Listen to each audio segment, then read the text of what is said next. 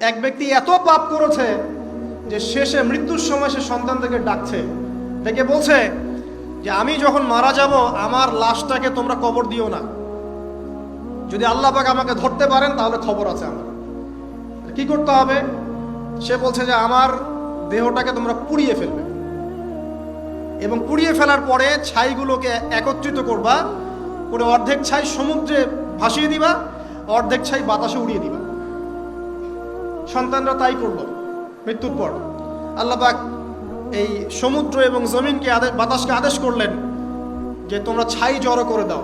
আর মানুষ আর জিন আল্লাহর কথা না শুনলেও এই প্রকৃতি আল্লাহ পাকের কথা শোনে। বিজ্ঞান বলে প্রকৃতি থেকে সব হচ্ছে। কি প্রকৃতি? প্রকৃতি কি, কাকে বলে? মানুষকে আল্লাহর ইবাদতকে বাদ দিয়ে প্রকৃতি পূজায় নিয়ে গেছে। এই পুরো প্রকৃতি আর মহাবিশ্ব এক আল্লাহর ইবাদত করে। কে সৃষ্টি করলো প্রকৃতি? প্রাকৃতিক ভাবে হয়েছে সবকিছু বলে, আল্লাহ থেকে হয়েছে বলা যাবে না। বললে আপনি মৌলবাদী হয়ে যাবেন। আল্লাহ শব্দ ইউজ করলে আপনি মৌলবাদী হয়ে যাবেন।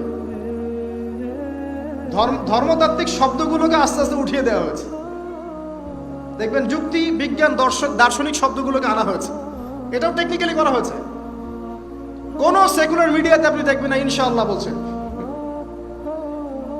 ইনশাআল্লাহ প্রমাণ করবে যে আপনি আস্তিক না নাস্তিক। তো প্রকৃতিকে আল্লাহ পাক আদেশ করলেন এই সমুদ্র ছাই জড়ো করো, এই বাতাস ছাই জড়ো করো। তারা ছাই জড়ো করে দিল। এই ব্যক্তিকে বলা হচ্ছে তুমি জীবিত করে আল্লাহ পাক বলছেন তুমি যে এই কাজটা করেছিলে, লিমা ফাআলতা হাদা, তুমি এই কাজটা কেন করেছো? তখন এই ব্যক্তি উত্তর দিচ্ছে মিন খাশিয়াতিকা ইয়া রাব্বি ওয়া আনতা আ'লাম। হে আল্লাহ, আমি আমার বুঝে যা এসেছে আপনার ভয়েই আমি এই কাজটা করেছি, আর আপনি খুব ভালো করেই জানেন যে আমি আপনার ভয়ে করেছি নাকি অন্য কোনো কারণে করেছি। মানে আপনি আমার মনের কথা জানেন। আল্লাহ পাক তাকে মাফ করে দিলেন। আপনাদেরকে আমি সেই ব্যভিচারী মহিলার কথাও মনে করাই, যে ছিল একজন প্রস্টিটিউট মহিলা, পতিতা, যেটা আমরা বলি সমাজের ভাষায়। যদিও এখন নতুন শব্দ এসেছে সেক্স ওয়ার্কার বা যৌনকর্মী, এবং এগুলোকে আমরা এখন প্রমোট করছি। আমরা এখন অশ্লীলতাকে প্রমোট করছি। এই কথা বলতে আমাদের বুক কাঁপা উচিত নয় যে আমরা এখন অশ্লীলতাকে প্রমোট করছি। আমরা এখন কাপড় খোলার সংস্কৃতির দিকে যাচ্ছি। যে কাপড় খুলে দিয়েছিল ইবলিস।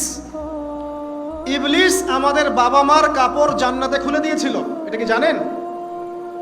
ফল খাওয়ার পরে এই ফল খেতে কে প্রলুব্ধ করেছে? ইবলিস। গাছের কাছে গিয়ে ফল ভক্ষণ করার পর সর্বপ্রথম আমাদের পিতামাতার গা থেকে কাপড় খুলে পড়ে গেছে। আমাদের পিতামাতাকে মহাবিশ্বে নগ্ন করে দিয়েছে ইবলিস, আর তার অনুসারীরা এই জমিনে আদম সন্তানদেরকে নগ্ন করছে এখন। অতএব এই যে একটা ট্রেন্ড এখন চলছে, দেখবেন হারাম রিলেশনশিপকে মিডিয়ার মধ্য দিয়ে প্রমোট করা হচ্ছে, মনে হয় একটা স্বাভাবিক বিষয়। কোনো বিষয় না এটা, যে কেউ জেনাই করতে পারে। জেনা, পর্ন খুব নর্মাল। হালাল ভাবে যদি আপনি বিয়ে শাদী করতে যান তখন সমস্যা হচ্ছে। হালাল ভাবে যদি আপনি বিয়ে করতে যান তখন সমস্যা হচ্ছে। হারাম ভাবে আপনি যা ইচ্ছা তাই করতে পারেন, সমাজে কেউ কিছু বলছে না। এখন বলছে এগুলো স্বাধীনতা। সুবহানাল্লাহ, কোন স্বাধীনতা? স্বাধীনতা বলে কোনো শব্দ নাই মহাবিশ্বে। এই পুরো বিশ্বের সমস্ত মানুষ আল্লাহর অধীনে পরাধীন। এই বিশ্বে যত মানুষ বসবাস করছে এখন, এরা কেউই স্বাধীন নয়। না কেউ স্বাধীন ছিল, না আছে, না থাকবে। সবাই আল্লাহ পাকের দাসত্বের অধীনে পরাধীন। স্বাধীন সেই এই পৃথিবীতে যে ব্যক্তি শয়তানের তাবেদারি করে, ও নফসের তাবেদারি করে, ও তো স্বাধীন, যা ইচ্ছা তাই করতে পারে। এই যে অশ্লীলতার প্রমোটিংটা চলছে, এটাকে পারিবারিকভাবে বন্ধ করতে হবে। আল্লাহ পাক আমাদেরকে বোঝার তৌফিক দান করুন। এগুলো যত বাড়বে সমাজে মহামারী আসবে। দেখে নিয়ে মহামারী আসবে, দুর্ভিক্ষ আসবে, সমাজে এমন সব রোগ ব্যাধির জন্ম হবে যেগুলো নামও শোনে নাই মানুষ কখনো, এবং সামনে ভূমিধস অপেক্ষা করছে। এগুলো আসবে। যাই হোক, ওই মহিলা, যে ব্যক্তি একজন যৌনকর্মী ছিল, বা যেটা আমরা বলি ব্যভিচারিণী মহিলা ছিল, একটা কুকুরকে দেখেছে সে পানি পান করার জন্য তৃষ্ণার্ত। সে এটাতে মায়া করে, দয়া করে তার মোজাটাকে নামিয়ে এই কূপ থেকে পানি উঠিয়ে কুকুরকে পান করিয়েছে। এই একটা কাজের বদৌলতে আল্লাহ রাব্বুল আলামিন এই ব্যভিচারী মহিলাকে মাফ করে জান্নাত দিয়ে দিয়েছে। হাদিসে এটাও এসেছে, নবী সাল্লাল্লাহু আলাইহি ওয়াসাল্লাম বলেছেন, ইরহামু মান ফিল আরদ, তোমরা সবাই জমিনবাসীর প্রতি রহম করো। জমিনে মুসলিমই থাকতে হবে, তাদের প্রতি রহম করতে হবে এমন নয়, জমিনবাসী যারাই আছে সবার প্রতি রহম করো, জাতি ধর্ম বর্ণ নির্বিশেষে। এমনকি পশু পাখির প্রতিও দয়া করো। ইরহামু মান ফিল আরদ, জমিনে যারা আছে সবার প্রতি রহম করো। ইয়ারহামুকুম মান ফিস সামা, যিনি আসমানে আছেন তিনি তোমাদের প্রতি রহম করবে ইনশাআল্লাহ।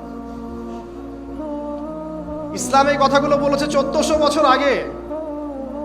আজকের এই বিশ্বের সোকল্ড এই মডার্ন বিশ্বে যেখানে মানুষের রক্তের কোনো দাম নাই, সেখানে ইসলাম পশু পাখির অধিকার নিয়ে কথা বলেছে 1400 বছর আগে।